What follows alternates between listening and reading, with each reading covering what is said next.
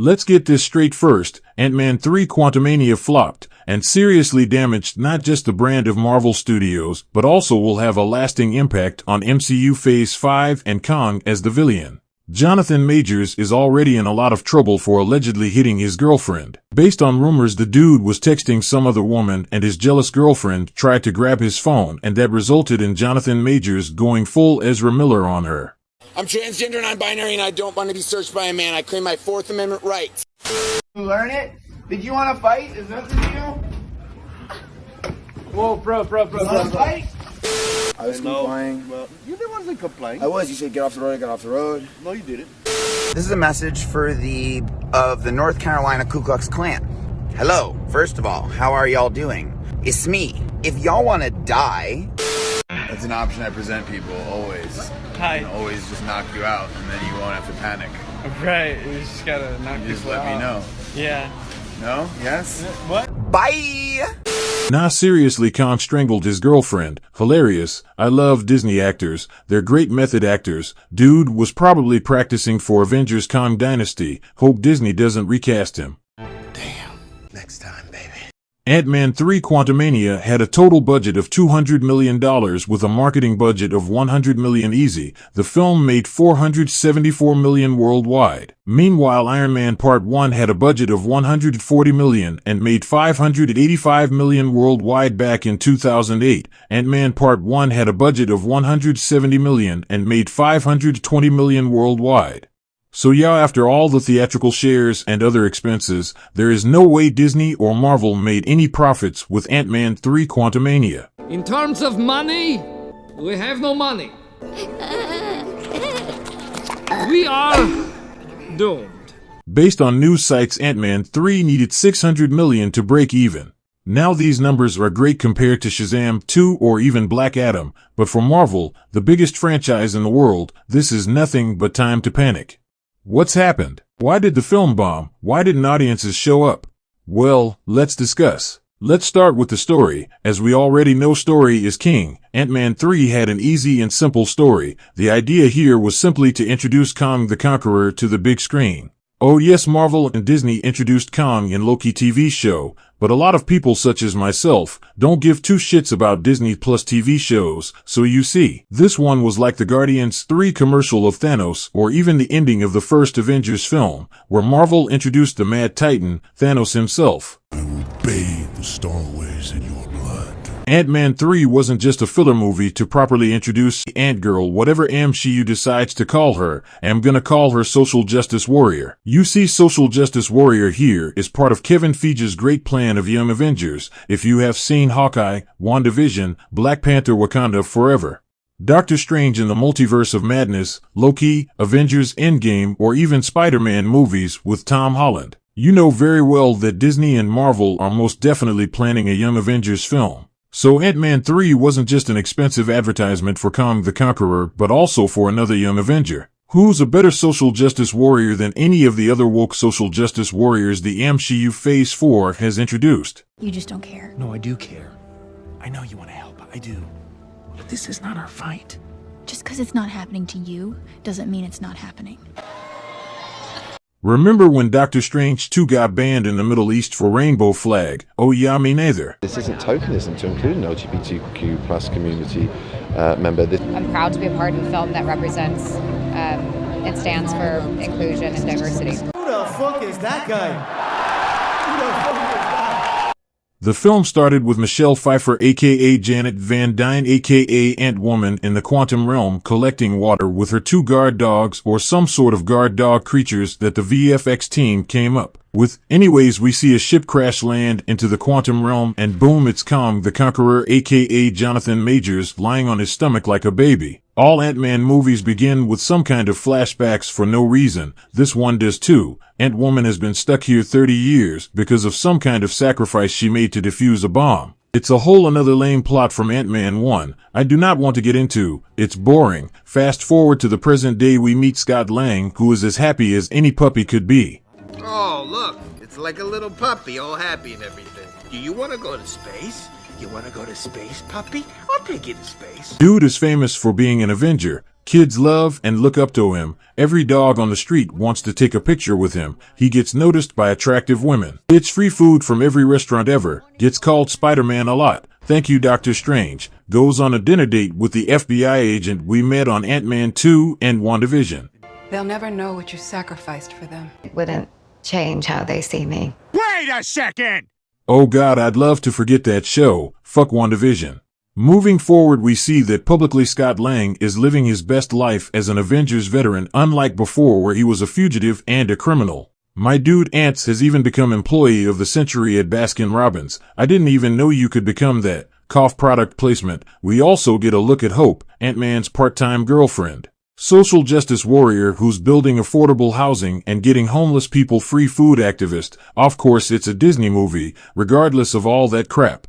We see how sunny and bright Scott Lang's life is right now. It's great. My dude Scott even wrote a book called Look Out for the Little Guy. Hilarious. Oh, but since this is a Disney movie, we need to have a stronger social justice warrior, a woman SJW, and boom, here she is, Cassie Lang, Scott Lang's daughter. You are my bestest friend. What is that thing? He's so ugly.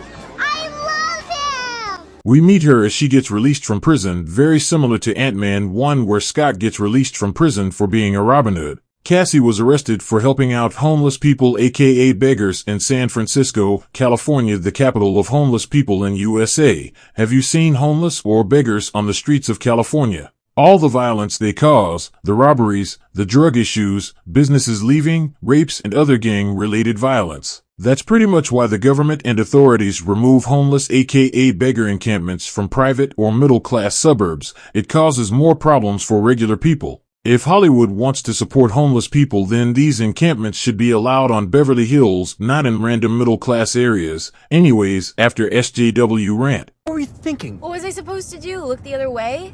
They were clearing out a homeless camp in the middle of the night. No, I'm not saying... And where do they expect them to go? It's not their fault that they lost their homes in the blip. We see Cassie Lang lecture Scott Lang about helping people. Oh yes, the guy who literally fought Thanos' army isn't a good SJW. He's capitalist. Such a bad thing. At least I'm still trying to do something with mine. Yeah, you're welcome for all not being dust. And what do you do now? People still need help, Dad.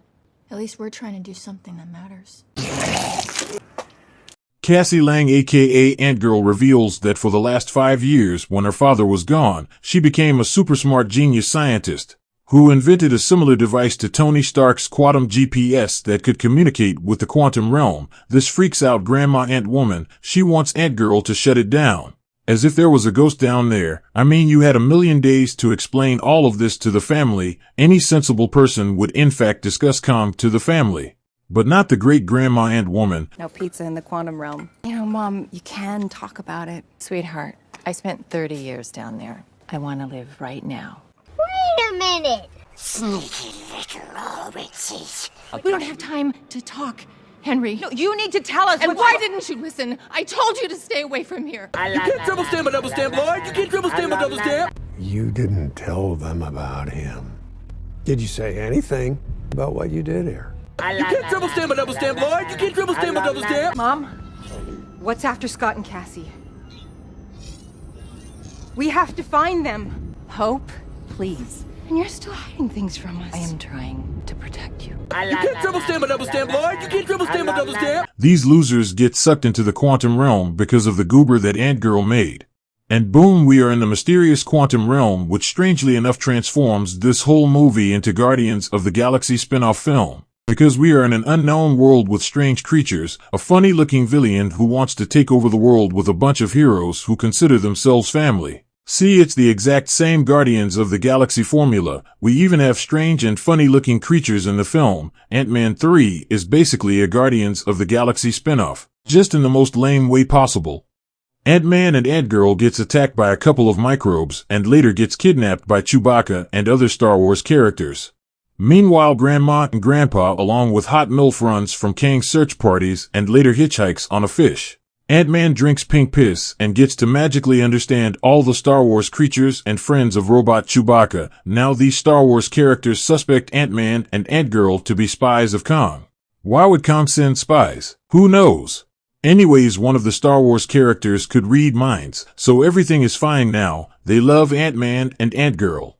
Grandma and Grandpa, along with Hot MILF, they visit a quantum club to meet Grandma's quantum fuck buddy, but fuck buddy turns out to be a Kang spy. Oh boy, who knew? What a twist. I mean, I trusted him so badly. I do not know how this makes me feel. I knew him for almost 30 seconds. Wow, heartbreaking. With you. I trusted you. Anyways, the fuck buddy gets eaten by a Stranger Things monster because animal rights commentary, Grandma and family escaped Kang stormtroopers while discussing their adultery and sex lives. Oh wow. Yes, Ant-Man 3 is definitely a Disney Kids movie. I was down here for 30 years, Henry. I had needs. Oh my God. Look, I get it. I've got needs too. Oh my God! Back at SJW Land of Ant-Girl, we meet Poison Ivy, who's the leader of the communist movement in the quantum realm, where she fights the fascist communist leader Stalin, aka Hitler, who invaded her native lands and built his great Emerald City, obviously just like any other Twitter SJW. Ant-Girl wants to help all the quantum Star Wars characters, while Scott Lang, as a sensible adult, wants to leave this shithole. And Clown mentioned not having people use clown or clown self pronouns for clown, and so in this situation, I would make sure that I exclusively use clown pronouns to talk about Cypress, so Cypress knows that I see clown self for who clown is, and I want clown to be hearing those pronouns more than the other ones out of my mouth. But boom, Kang the Conqueror's stormtroopers attack Poison Ivy and her Star Wars people. Naturally, SJW Ant-Girl goes to help and gets kidnapped by Goofy Modoc. Darren Cross, an ex-villain from an old Marvel movie who hates the Ant family, returns. Oh, where have I seen this before? And now we meet the big bad who is about to get recast for hitting his white girlfriend, Kang the girlfriend beater. My dude Kang wants a goober that could restart his time spaceship, so he could go back in time and not slap his girlfriend while he tries to cheat with another white girl, so he asks Ant-Man nicely to get him his goober. There's more fallout with news that additional alleged victims are coming forward. Variety reports multiple women are cooperating with the Manhattan DA. Ant-Man agrees because Kang the girlfriend slapper threatens to kill his Ant-Girl like a cliché Marvel villain. So innovative, I am terrified for the SJW Ant-Girl who wants to lecture my ears about why I don't recycle a lot. Fuck Greta Thunberg. I mean, I don't care about this SJW. I fucking wish Kang killed her. I mean, this piece of shit is so annoying. I'd love for her to get dusted by freaking Thanos at this point. Where is Deadpool when you need him? Maximum effort. At the other end of the story, Catwoman is here explaining the backstory of Kang the girlfriend slapper. About how Grandma was stuck here in the quantum realm with Kang and how he and Grandma had a threesome. I mean, about how they fixed his time machine and did nothing else. About how she knew he was about to invade Earth by just touching his ship. Wait, she could read his mind by touching his ship? Why would that ever be an option? Why would the genius Kang the girlfriend choker ever put that up as feature to his time spaceship? Why would that be a feature? Imagine if your iPhone had a similar feature, where if a stranger touched your phone they could read all your DMs and your Pornhub history. Sure, the CIA and other American government agencies have such a feature from Apple to spy on American citizens, but why would strangers have such a feature? So Catwoman decides to destroy Kang's lithium battery that he needs for his genocide spaceship, and now that's why he wants to kill her. Kang also mentions killing other Avengers to Ant-Man. He specifically mentions a guy with a hammer, to which Scott replies that's Thor. Interesting, with all the people who could at this point lift Jonathan, why would it be Thor? What is the name of Thor's hammer? Mjolnir. Jonathan? Hey, yo, where's my Jonathan? What the fuck? I mean, Ant-Man saw Captain America lift Jonathan. It could be him or CGI Natalie Portman or God, even Vision. It could be Spider-Man for all we know. Kang also strangely explains his past. So by killing other timelines, he's killing other versions of himself, and no Disney movie a black guy could be a bad guy. That's the golden rule of Disney films at this point. So yes, Kang the girlfriend smacker wants to commit genocide of alternative timelines in order to kill other versions of himself. My dude is the hero of the entire multiverse saga. I love that idea. Oh yes, I am serious. Just like Thanos destroying overpopulation in order to maintain peace. Kang wants to kill varying timelines to kill rogue versions of himself who are born from those timelines. That's a great idea for a villain, in my opinion.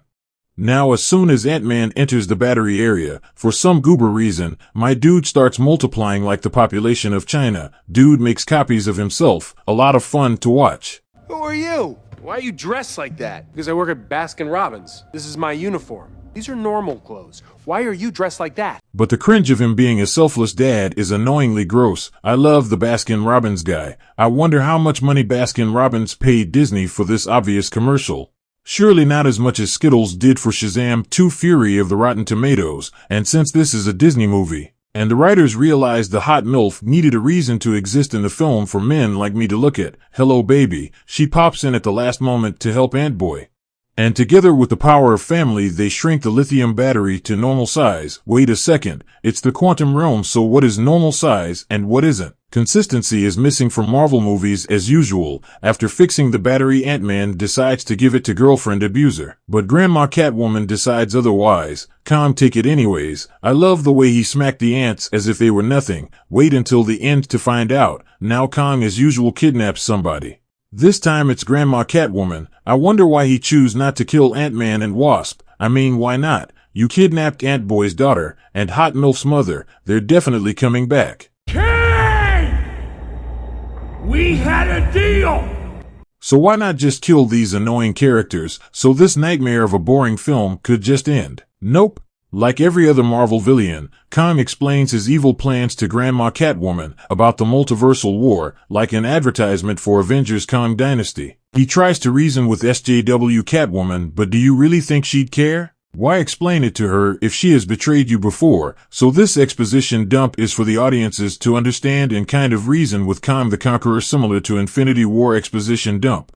I mean, Gamora is Thanos' daughter. Why explain his evil plans to her? Nope, it's simply for the audience to understand. But you see, the Russo brothers are simply better directors, and Peyton Reed isn't. He does exactly what I do, but better. This felt forced, similar to the Age of Ultron exposition dump, just lazy storytelling. Ant-Girl escapes from quantum stormtroopers to give a communist pseudo-Captain America speech. You know, I'm asking a lot. The price of freedom is high. It always has been. And it's a price I'm willing to pay. And if I'm the only one, then so be it. But I'm willing to bet I'm not. I know it might feel like it's too late. Like all we do is just lose. But the family I've lost taught me to keep fighting. And if they were here, they would too. We need to look out for the little guy. My dad taught me that. God kill me. Why are you punishing me? Dying from cringe. There was an entire useless subplot of Goofy Modoc trying to kill Grandpa for some reason I don't even remember at this point. Go watch the first movie if you want. I don't want to. Wait. You're right. I have to be the one to do it. I am so tired of ants right now. Anyways, since this movie is about ants, the writers brought in socialist ants to save Grandpa and help Ant-Man and Wasp beat Kang. Through a social and communist revolution of beating a fascist leader. And remember, kids, aka future customers, Disney and Marvel support socialism and communism. Please don't riot against us like Occupy the Wall Street moment. Please don't take us down. We love you. We are on your side, said Disney. Back in 2011, it seemed like Occupy Wall Street would change America. The movement that started in New York City's financial district took over the nation in a matter of weeks. Ant-Girl helps Poison Ivy escape from Kang's prison by beating up quantum stormtroopers. Kang shows more of his toys to Grandma so he could finally break her wrinkly back.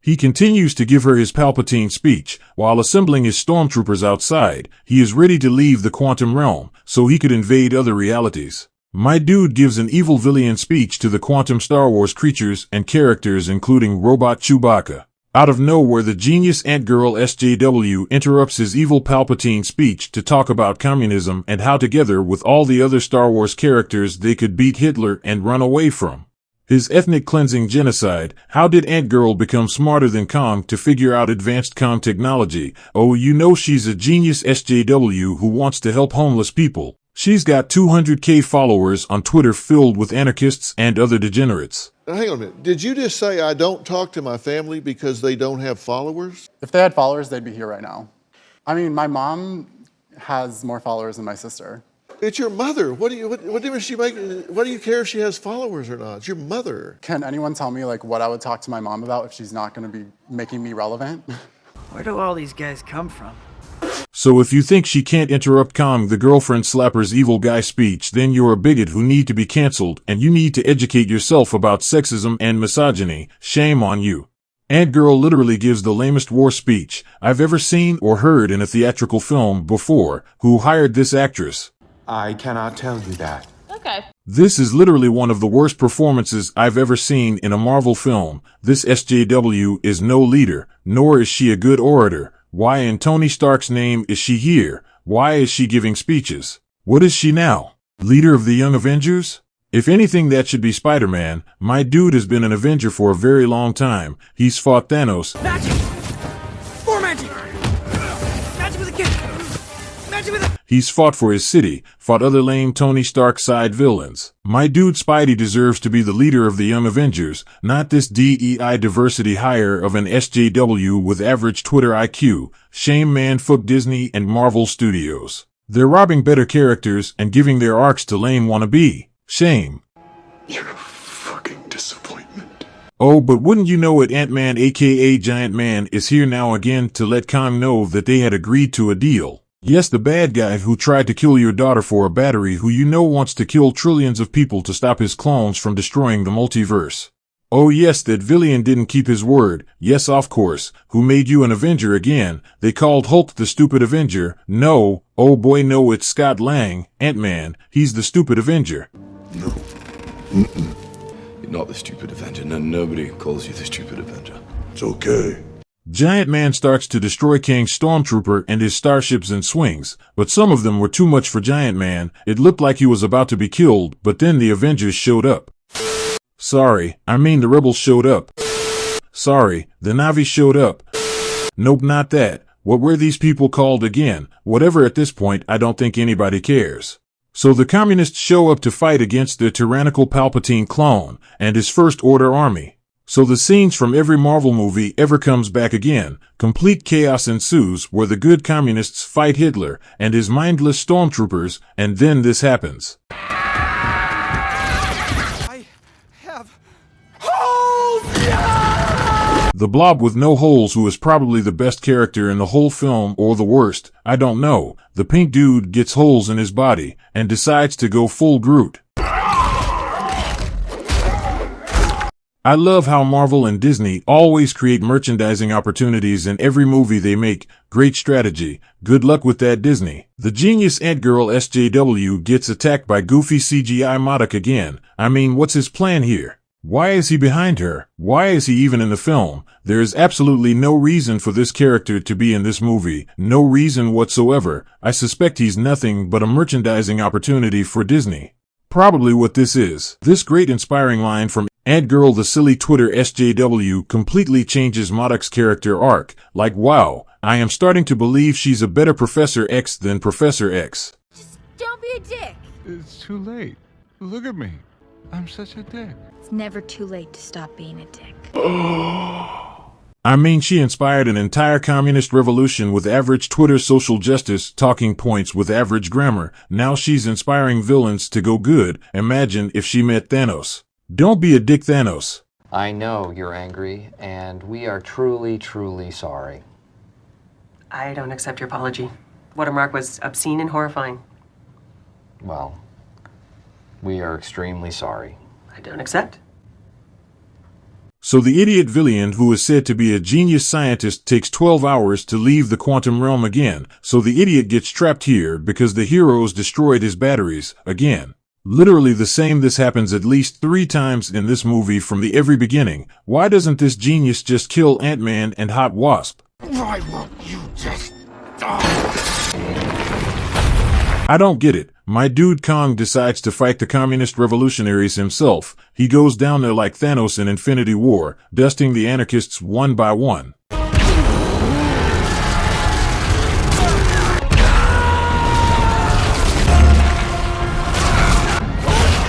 I'm really proud of you. Thank you.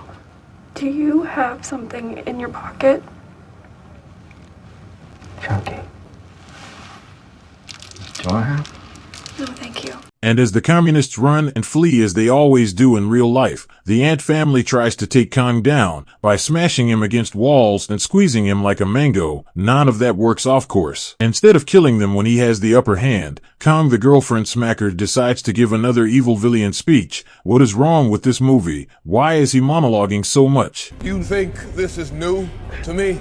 Do you know how many rebellions I have put down? How many worlds I've conquered? How many Avengers I've killed? And you think you can beat me? I am Kang! Meanwhile, Hot MILF stands in another sexy pose for me to look at. Hello, MILF baby. Haha. And boom, the ants show up, like all the Avengers in Endgame, beats up Kang's stormtroopers and battleships and his Death Stars. Kang starts off-screen murdering ants, but then MODOK shows up to avenge the ants. Why am I even watching this film right now? I don't know. It's like a bad mushroom trip. Oh shit! Oh shit! He turns around. I hate every moment of this film. I hate it, and then all the ants beat up Kang the Conqueror, the next big bad Thanos of the MCU. Haha, hilarious. What the fuck? What the fuck? Stop playing! What the fuck? Stop playing! What the fuck is that? Ah! And I thought with a happy face that the movie was over, but no. It just kept on going with MODOK's dramatic death. That reminded me of that fish dying in Megamind movie, if you remember. Dude was so cringe I died multiple times watching his death. It's Deadpool dying in that time travel movie. The Blob just wouldn't die. Piece of shit. Calls himself an Avenger. Like what? And at least I died an Avenger. Yeah. You did. Is this supposed to be funny? Am I missing something? What is this? Why is this here? Anyways, the ant family opens up a portal to escape, and boom, Kang shows up again. Wow, what a surprise. He's not dead yet. The ants failed? Did he kill all the ants? Whatever. My dude tries to kill Ant-Man through his boring villain monologues, but that makes Ant-Man mad, so he jams him into his time battery as he shrinks tiny just like MODOK in Ant-Man 1. Hope he doesn't come back again. Wait a second, I missed the feminist return of Hope Van Dyne. Oh yes, she saved Ant-Man again. For the third or fourth time. I don't remember anymore. More like I don't care. So Ant-Man returns home, and lives with his family happily ever after. The end, at least I thought. There were 2 end credit scenes with more Kangs, 2 strong advertisements, one for Loki Season 2 Disney Plus TV show and one for Avengers Kang Dynasty. The Loki one felt lame and ignorable, but the Kang Dynasty one. I'm sure Marvel and Disney wants people to feel terrified and excited for all the Kangs to invade Earth in Avengers 6, but it felt absolutely hilarious to me. I mean, watch it for yourself.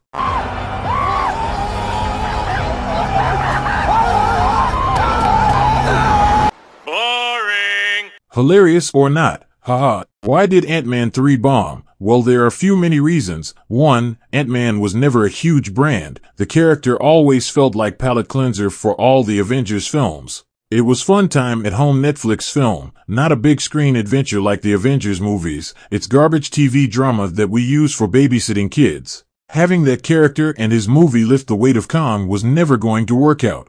Reason number 2, the movie, it's just boring. It's plain boring, felt cheap with all the bad green screens and lame acting performances, lazy dialogues. A mechanized organism designed only for kill. Oh, MODOK. Oh, oh, I get it. It's an acronym. Boring bad guys and Star Wars knockoffs characters in general felt useless. None of the actors had anything to do. All the visuals effects had great works going into it, as we can see. But none of it felt impactful. Remember when Captain America lifted Jonathan?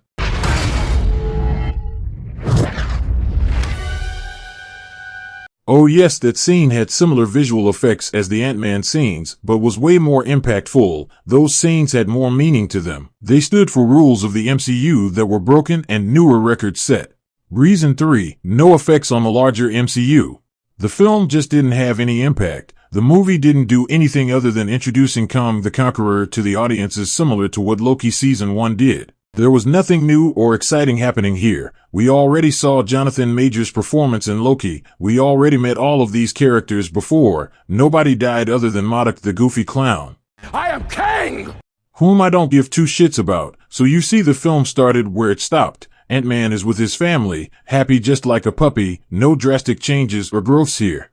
Kang's dead just like Loki TV show. Nothing new was here. Reason 4 and final one, previous MCU films and TV shows that came before Ant-Man 3 Quantumania, for example movies like Black Widow, Shang-Chi and The Legend of the Ten Rings, Eternals, Doctor Strange in the Multiverse of Madness, Thor, Love and Thunder, Black Panther, Wakanda Forever, WandaVision, The Falcon and the Winter Soldier, Loki, What If, Hawkeye, Moon Knight, Ms. Marvel, She-Hulk, Attorney at Law. Does anyone have any orange slices? You see, all these Disney Plus TV shows and series felt lame, uninspired, garbage, filler content for Disney to milk Marvel as hard as they could so they could recoup profits lost during the pandemic. That's exactly what Ant-Man 3 felt like, just meaningless nonsense, to which I do not wish to throw my money at.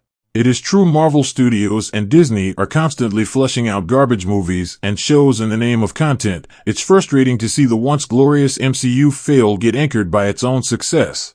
All of this isn't doing any good for the Disney or Marvel brands either, with all the SJW, feminist and LGBTQ plus propaganda messages and agendas. They aren't helping them gain any new viewers. If anything, they are losing more of their already established fan base. I do believe the next Guardians of the Galaxy movie will determine the future of the once great Marvel Cinematic Universe. If that movie isn't good, or if that one has the same social justice agenda covered in sheep's clothing, then yes, I do believe the end of the MCU is near. You're right. Which would also be the well-earned demise of the once great Disney. Good luck to both trillion-dollar companies. Let's hope you learn from your mistakes. My friends, I am tired. I am as dry as the moon. I've seen Ant-Man twice now. For me, this film had no repeat watching qualities. It gets worse the second time. All mistakes you notice, all the inconsistencies. It's not good. Instead, watch Beef on Netflix. That's a good TV show. Great writing, great filmmaking. Always something. What is your problem? What?